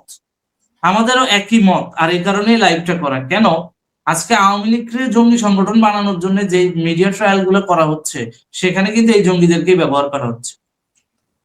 শুধু তাই নয়, হঠাৎ করে আনতারেক হাসিনার পক্ষে হয়ে গেল, আপনারা বোঝেন না, জ্ঞান কাজ করে না। হঠাৎ করে চির বিরোধী যে লোক, সে জামাতের বিরুদ্ধে কথা বলে হাসিনার পক্ষে আসতে চায়, কারণ কি? আবার আওয়ামী লীগের ভিতরে 45% জামাতের গুপ্তচর যেগুলো ছিল সেগুলো হঠাৎ করে অ্যাক্টিভ করে দিছে, কাহিনী কি? হ্যাঁ, গোলাম রাব্বানির বাপ জামাতের রোকন হয় কিভাবে জিজ্ঞাসা করছেন কখনো? তো আওয়ামী লীগের ভেতরে থাকা যে জামাতি গুপ্তচরেরা আছে, তারাও তো ভালো ভালো পোস্ট পদবি হোল্ড করে আছে, তারা কি বসে থাকবে আপনার মনে হয়? এটা সম্পূর্ণ আওয়ামী লীগকে বা আওয়ামী লীগ নামের যে সাইনবোর্ডটা, এটার ভিতরে থাকা সেকুলার মানুষজনকে মাইনাস করে দিয়া মৌলবাদীরা আওয়ামী লীগ সাইনবোর্ডটাকে দখল করতে চায়। কেন চায়? কারণ একমাত্র আওয়ামী লীগের ঐতিহাসিক একটা অ্যাচিভমেন্ট আছে, একটা দেশ সৃষ্টি করা। ওরা এই জিনিসটাকে ইউজ করতে চায়। পশ্চিমা বিশ্বগুলোতে দেখেন আওয়ামী লীগের অনেক কমিটি আছে, বিভিন্ন দেশে আওয়ামী লীগের অনেক কমিটি আছে। প্রত্যেকটা কমিটিতে একটু খোঁজ খবর নিয়ে দেখেন তো আপনারা, যারা অনুষ্ঠান আয়োজন করে তারা কারা, আর যারা অনুষ্ঠানে বক্তৃতা দেয় তারা কারা। অধিকাংশ ক্ষেত্রে দেখবেন যে আওয়ামী লীগের ডোনার গুলা ওই জামাতপন্থী, ওই গুপ্তরা, ওরাই অনুষ্ঠান আয়োজন করে, এরা যায় খালি বক্তৃতা দেয়। এরা তো মানে একটা ভালো গেস্ট হইতে পারলে মানে নিজেরা অনেক বড় কিছু মনে করে আওয়ামী লীগের নেতারা, কিন্তু এটা বুঝতেছে না ওদেরকে নিয়ে যায় ওই জায়গায় যে মাথা বিক্রি করতেছে, এই অনুষ্ঠানটা যে আয়োজন করতেছে, এই অনুষ্ঠানের আর্কাইভ দেখায় ওই দেশের গভর্নমেন্ট থেকে শুরু করে ওই দেশের নানা সোশ্যাল অর্গানাইজেশনকে এটা বোঝাচ্ছে যে দেখো বাংলাদেশে আওয়ামী লীগকে আমরাই পেট্রোনাইজ করি। কিন্তু 71-এ যে ওদের পূর্বপুরুষ যে রাজাকার ছিল, এই জিনিসটা তখন আর সামনে আসে না। এইভাবে করে করেই কিন্তু মেটিকুলাস ডিজাইনটা বুঝাইতে সক্ষম হয়েছিল আমেরিকাকে। $29 বিলিয়ন আমেরিকা এমনি এমনি দিছে আপনার মনে হয়? এমনি এমনি দিয়ে দেয়? আপনি 500 টাকা এমনি এমনি দিবেন কাউরে? দিবেন না তো। তো সেখানে আমেরিকা $29 বিলিয়ন বিনিয়োগ করছে, আপনার মনে হয় এটা এমনি এমনি দিছে? এই জিনিসগুলোকেই দেখাচ্ছে, অথচ মাথা বিক্রি করছে আমাদের আওয়ামী লীগের সাধারণ নেতা কর্মী, আওয়ামী লীগের পদধারী ব্যক্তিদের, কিন্তু এরা টেরই পায় না। এই রাজনীতি চলছে। এবার সবচেয়ে বড় কথা, শান্তা ফারজানা তারা তো মশাল মিছিল করতেছিল, হেরা কি গেছে কাউরে মারতে? হেদেরে মারতে যাবেন কেন? এই জমাইতটা এই জামাইতটা এই পোলার, এই মৌলবাদী এই পোলার, তার এত বিষ কেন? সে কেন মারতে গেল? সে কেন মারতে গেল? এরা তো যায় না কাউরে মারতে, এরা তো নিজেদের মতো নিজেরা মশাল মিছিল মিছিল করতেই পারে। এটার কি অধিকার আছে না? যে কারো আছে তো মিছিল করতে পারবে। তা আপনারা ওখানে মারতে গেছেন, মাইর খেয়েছেন, এরপরে এখন আবার হসপিটালে যেয়ে মারলেন, এটা কোন ধরনের কথা? এবং এতগুলো পুলিশ দাঁড়া রয়েছে, পুলিশ কিছু কয় না।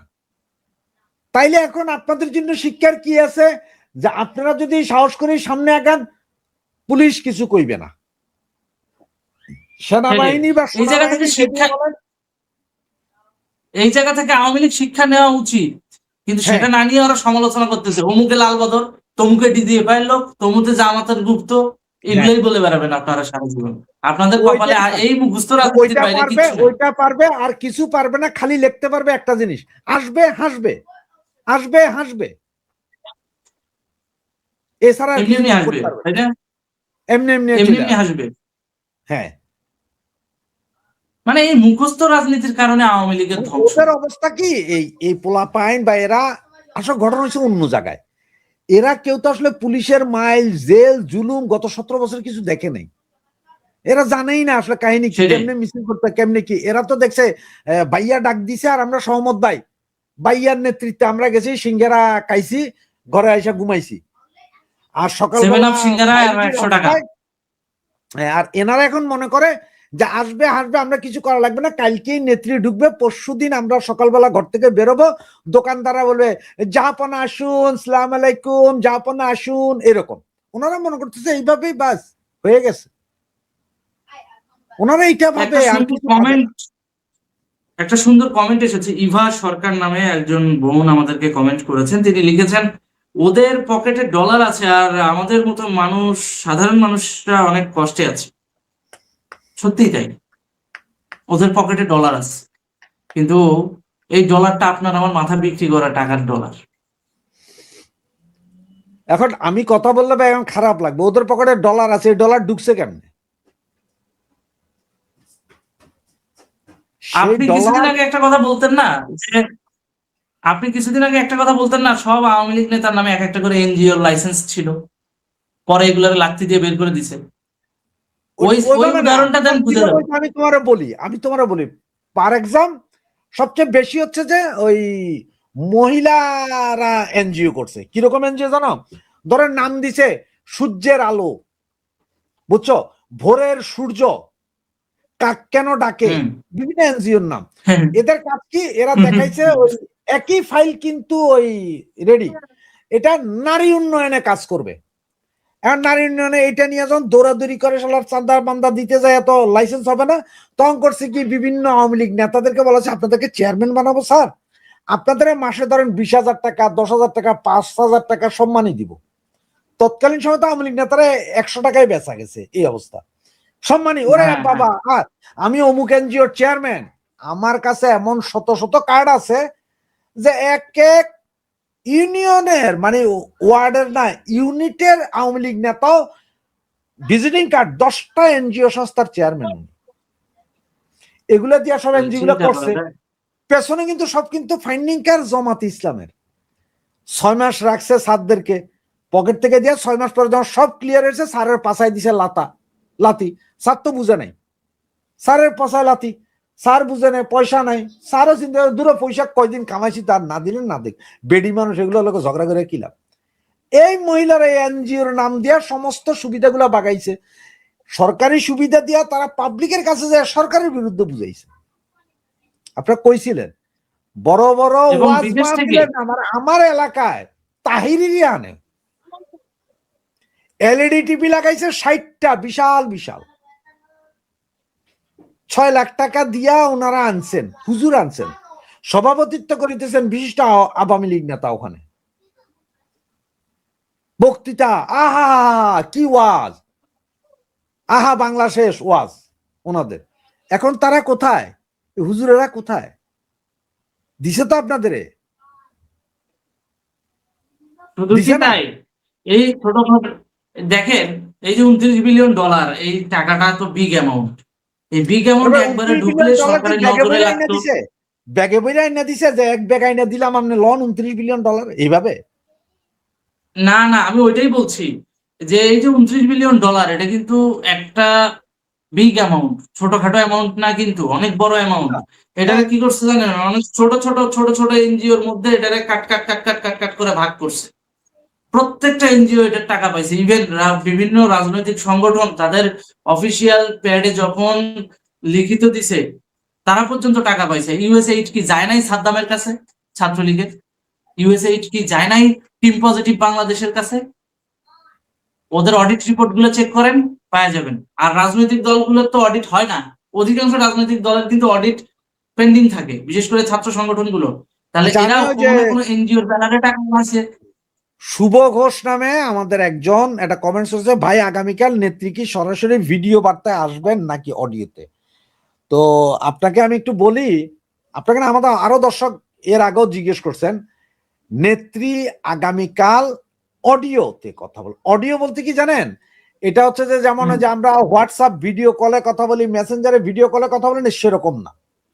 উনি জাস্ট এই যে আমাদের সারা বাংলাদেশের বিভিন্ন নেতাকর্মীদের সাথে যেরকম হোয়াটসঅ্যাপের অডিও কলে কথা বলেন সেভাবে কথা বলবেন।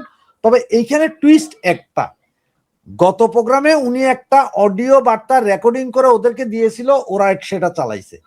কালকে সরাসরি উনি লাইনে থাকবেন, ওনাকে সাংবাদিকরা প্রশ্ন করবেন এবং সাথে সাথে ওই প্রশ্নের জবাব উনি দিবেন। এটা হচ্ছে যে মূল টুইস্ট। উনি এখনো সরাসরি ভিডিওতে আসবেন না, কারণ উনি যেদিন ভিডিওতে আসবেন, এটা মনে রাখুন, উনি যেদিন ভিডিওতে আসবেন তার 48 থেকে 72 ঘন্টার ভেতরে উনি বাংলাদেশে পাড়াও দেবেন। ওনার ভিডিও বার্তা, উনি ভিডিওতে আসা মানে হচ্ছে যে সেদিনই ভূমিকম্প হয়ে যাওয়া। সুতরাং আচ্ছা, ক্ষেত্রটা তৈরি এখন আমি বুঝতে পারছি। এখন একটা কমন কমেন্ট আছে, এটা অনেকক্ষণ ধরে আমাদের এখানে আসছিল। 2 মাসের মধ্যে বিদ্যুৎ বিভাগ থেকে 1 লক্ষ কোটি টাকা দাবি করা হয়েছে খাম্বার পক্ষ থেকে, যাতে অতি দ্রুত পালাতে পারে টাকা নিয়ে। তাই 3 ডাবল বিল আসছে। জুলাই পায়ু পথের যোদ্ধারা জনগণের পায়ু পথ মেরে দিচ্ছে। ব্যাপারটাকে আপনি কিভাবে দেখেন? দর্শকদের একটা কমেন্ট, এটা আপনি কিভাবে দেখছেন? না, ওনারা যেভাবে বলছে আমি ওইভাবে মনে করি না। ওইভাবে আপনার কাছ থেকে 10 টাকা 5 টাকা নিয়া, ওই যে একটা কথা বলে যে খোলা দুধে পোলা বাসে না, খোলা দুধে পোলা বাসে না, আর ভিক্ষার চাউল দিয়া বিজনেস হয় না, এটা কথায় আছে। সুতরাং এখানে আপনার কাছ থেকে 10 টাকা, আমার কাছে 20 টাকা নিয়ে এগুলো হচ্ছে যে আসলে ফাউল কথা। এখানে ঘটনা অন্য জায়গায়। এটা বাংলাদেশের ইতিহাসে প্রথম ইউনিসিও গভর্নমেন্টের পরে থেকে এখন পর্যন্ত এটা ওসি ট্রান্সফার 30 কোটি টাকা, ডিসি ট্রান্সফার 50 কোটি টাকা, সচিব ট্রান্সফার অত কোটি টাকা। এই যে 1000 কোটি টাকা দিয়ে বিভিন্ন জন বিভিন্ন জায়গায় যাইতেছে না, এদের টাকাটা তুলতে হবে না? এত টাকাটা তুলতে হবে রে ভাই, এই জন্যই কাম হইতেছে। ওরা ওদের টাকাটা তুলতেছে, ওইখান থেকে যে 10-20 টাকা নিয়ে তার, আরে বাবা, তারেক রহমানের খানার টাকা বহুত আছে, আপনি কইতেও পারতেছেন না যে কেমনে কেমনে খাইতেছে, কোথায় কোথায় যাইতেছে, আপনার কল্পনাও করতে পারতেছেন না। উনি কোথা থেকে অনেক জায়গা, এত সোজা না, অনেক জায়গা আছে যেটা আমি আপনি জানবো না।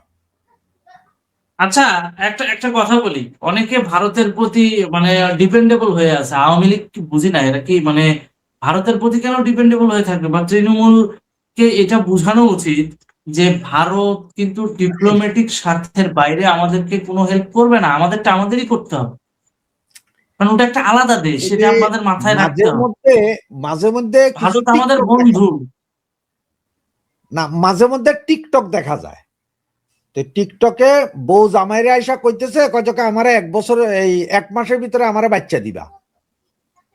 তো জামাই কইছে তুমি কি পাগল নাকি, 1 মাসের ভিতরে বাচ্চা দেওয়া যায়? কয় তুমি না কন্ট্রাক্টর? কয় তুমি বেশি করে লোক লাগাই দিবা, 1 মাসের ভিতরে বাচ্চা। তো আমাদের এই পোলাপাইনের অবস্থা হচ্ছে সেই রকম, নিজেদের করার যেহেতু মুরদ নাই, বুঝতেছে না, সুতরাং তারা মনে করতেছে যে ভারত এখানে আইসা বোমা চালাইয়া, রাইফেল চালাইয়া ওনাদের আইনা ক্ষমতায় বসাই দেওয়া যাবে। আচ্ছা, একটু আগে ওই যে বিদ্যুৎ বিল নিয়ে আপনি যেটা বললেন, উনি মনে হয় একটু ভুল বুঝছে যে আপনি কি বলেন আমার বিল আসছে 8,000 টাকা বেশি আসছে আর 10-20 টাকা কই পেলেন? আরে বাবা, 10-20 টাকা আপনার উপমা দিছে। প্রধানমন্ত্রীর পদমর্যাদার জায়গায় এই 8-10 হাজার টাকা ওদের কাছে এক বেলার কফির বিল। সেই জায়গা থেকে 10-20 টাকা বলে একটা উপমা দিছে, এটাকে অন্যভাবে নেওয়ার কিছু নাই। ওনার বিল আসছে 8,000 টাকা বেশি। চিন্তা করা যায় 8,000 টাকা বিল বেশি আসছে, এটা তো ওই কর্মকর্তারাই তার মানে ওই যে ট্রান্সফার হইতে যে টাকা পয়সা খরচ করছে ওরা এখন এখানে গ্রাহকের বহু উপর দিয়ে সেটা শুভঙ্করের তুলতেছে। ফাঁকি আছে। পুরা বিদ্যুৎ বিভাগ এখন লুটে পুটে খাবে, পুরা বিদ্যুৎ বিভাগ লুটে পুটে খাবে। ওরা কোটি কোটি টাকা দিয়ে আসছে না রে ভাই। একজন ইঞ্জিনিয়ার, চিফ ইঞ্জিনিয়ার, এরা আসতে বহু টাকা খরচ। এবং আমার লাইনম্যানদের একটা ব্যাপার আছে, প্রতিটা লাইনম্যানের উপরে এত টাকা তুমি আইনা দিতে হবে। একটা জিনিস আজকে বলি ভাইজান, একটা জায়গায় যে কোনো একটা, ধরো তুমি একটা ওয়ার্ডের কথা বলি ভাই, গ্রামের ইউনিয়নের কথা বলি বা ওয়ার্ডের কথা বলি, শহরের যেহেতু ওয়ার্ড, ওখানে একটা ওয়ার্ডে ধরেন একজন লোক আছে মিটার রিডার। তার কাজ কি? বিদ্যুৎ হলে বিদ্যুতের মিটার মিটার রিড রিডার, করবে। ওয়াসার হলে ওয়াসার মিটার রিডার। ওরা প্রতিবার আসবে, ওদের কাছে ডায়েরির মতো আছে, ওরা করতেছে কি আপনার মিটার নাম্বার লিখতেছে, লেখা আপনার রিডিং কত হয়েছে এটা লিখে নিয়ে যায়। এটা হচ্ছে যে মিটার রিডারের কাজ। মিটার রিডার যারে রাখা হয় অরিজিনালি, তার একটা বেতন আছে ধরেন 10-12 হাজার টাকা বা 15 হাজার টাকা, বা ধরলাম 20 হাজার টাকায় তার বেতন। সে কোনোদিন আপনার বাসার সামনে যায় নাই। সে আবার এরিয়া ওয়াইজ 6-7 জন মিটার রিডার সে লাগাইছে, ওদের এক একজনের বেতন আবার 10-15 হাজার টাকা করে। যার চাকরি হে চাকরিতে, হে না থেকে হে আরো 8 জন লাগাইছে ওরা। ওরা যখন যায় তাহলে ওদের এই পয়সাটা তুলে দিতে হবে না? ওদের বেতন কে জমি বেচে এনে দিবে, নিজের বেতন আছে। সুতরাং আপনাদের এইভাবে বিল দিবে। ওই এখন আপনি জিজ্ঞান কোথায় স্যার, এটা তো এরিয়ার বাকি ছিল তো আপনার আগের, এই জন্য হয়েছে। ঠিক আছে, আপনি 500 টাকা দেন, আগামী মাসে কমাই দিব।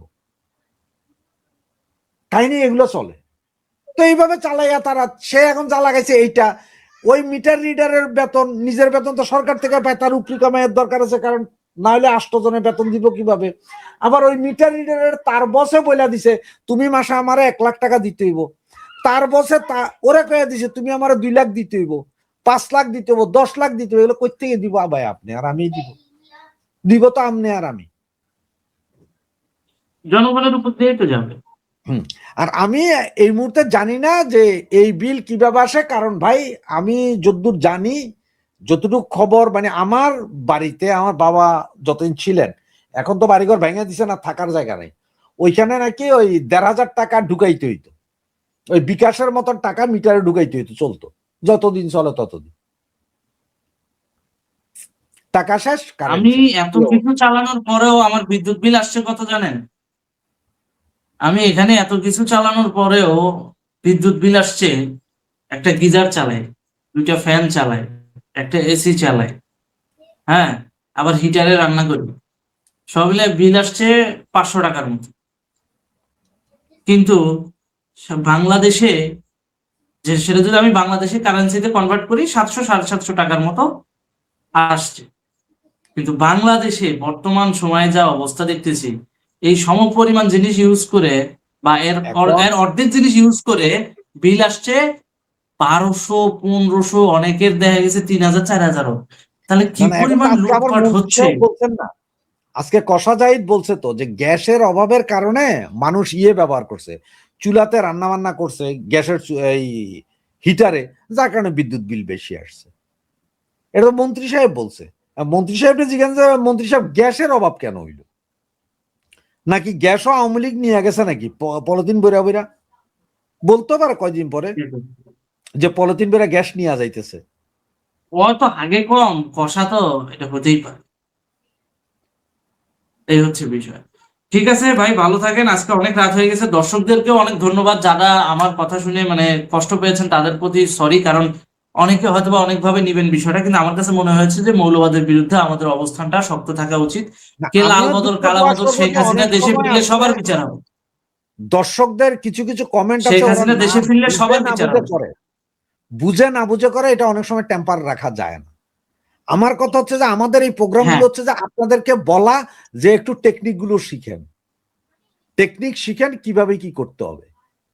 একটা সেটাই, মহিলা যদি সেটাই। টেকনিক আরেকটা শিখতে পারে বিষয়- বা শিখাইতে পারে, আমি আপনি পারবো না কেন? আমাদের দেশে পলিটিক্যাল ইনস্টিটিউশন নাই তো ভাই, সমস্যা তো এই জায়গায়। ভাইয়ের সাথে মিছিল করে সবাই নেতা বনে যায়। আপনার ফ্রান্স ব্রিটেনে দেখেন পলিটিক্যাল ইনস্টিটিউশন আছে না? হ্যাঁ, অবশ্যই আছে। ইভেন পার্শ্ববর্তী দেশ ভারতেও আছে পলিটিক্যাল ইনস্টিটিউশন। ইভেন ওদের বাপের দেশ পাকিস্তানেও আছে। এন্ড বলতে পারেন পলিটিক্যাল ইনস্টিটিউশন তাহলে কারা এটা মেনটেন করে? পাকিস্তানে পলিটিক্যাল ইনস্টিটিউশন মেনটেন করে আর্মিরা, কারণ ওদের দেশে সামরিক প্রভাব বেশি। ভারতে মেনটেন করে হচ্ছে জনতারা সামাজিক সংগঠনের মাধ্যমে, যেমন আরএসএস, শিবসেনা, এগুলো প্রত্যেকটা এক একটা পলিটিক্যাল ইনস্টিটিউশন। এরা কিন্তু রাজনীতিতে আসে না। আপনি জিন্দিগিতে শুনছেন যে আরএসএস ইলেকশন করবে, শিবসেনা ইলেকশন করবে? আমাদের ধন্যবাদ প্রিয় দর্শকবিন্দু, আমাদের ফুল ভিডিওটি ওয়াচিং করার জন্য আপনাকে জানাই অসংখ্য অসংখ্য ধন্যবাদ। তো বন্ধুরা, এতক্ষণ আপনারা যে ভিডিও ফুটেজ দেখতে পেয়েছেন শান্তা ফারজানাকে নিয়ে, বর্তমান এই শান্তা ফারজানা কিন্তু সোশ্যাল মিডিয়া ট্রেন্ডিং আছে। এই শান্তা ফারজানাকে নিয়ে আপনাদের কি মন্তব্য অবশ্যই সেটা কমেন্ট বক্সে কমেন্ট করতে ভুলবেন না। আর হ্যাঁ, এমন নিত্য নতুন আপডেট খবর সবার আগে পেতে চাইলে এখনই আমাদের এই ছোট্ট ইউটিউব চ্যানেলটি সাবস্ক্রাইব করুন। ধন্যবাদ।